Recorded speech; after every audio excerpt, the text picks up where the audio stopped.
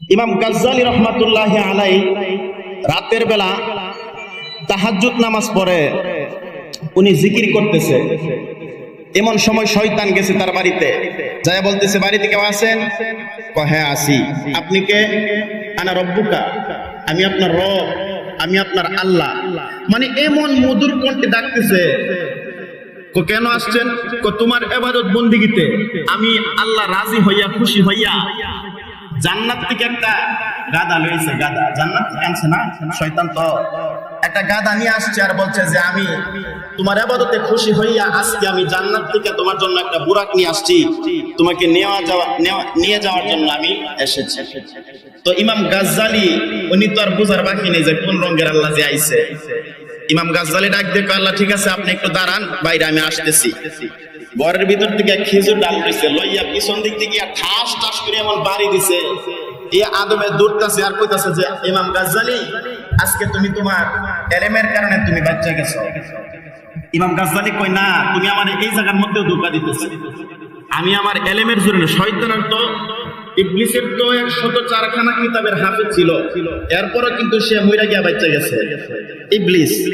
তো যখন বলতেছে যে তুমি তো তোমার এলেমের জোরে বাচ্চা গেছো, ইমাম গাজ্জালী ডাক দিয়ে বলতেছে, না, আমি এলেমের জোরে বাঁচি না।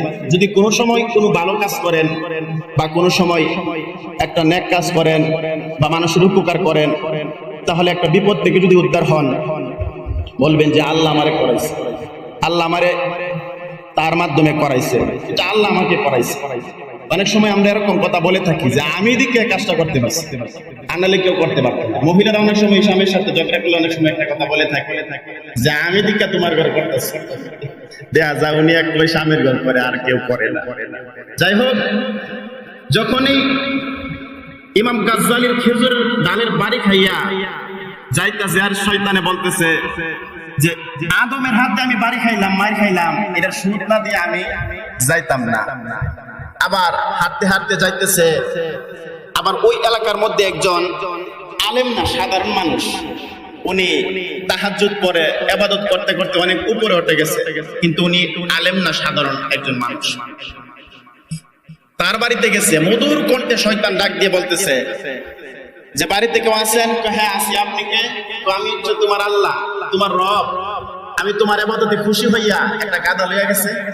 বলতেছে যে খুশি হইয়া আমি জান্নাত থেকে একটা বুরাক নিয়ে আসছি, বুরাকে করে তোমাকে জান্নাতে নিয়ে যাওয়ার জন্য।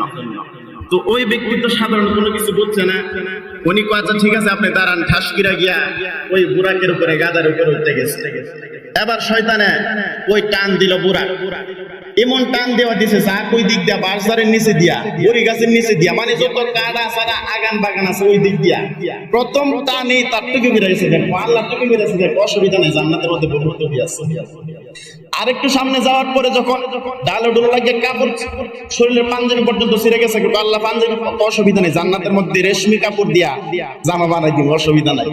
আরেকটু যাওয়ার পরে নিজের কাপড় পর্যন্ত খুলে গেছে, অসুবিধা নাই, সমস্যা নেই, জান্নাতের মধ্যে লুঙ্গির অভাব।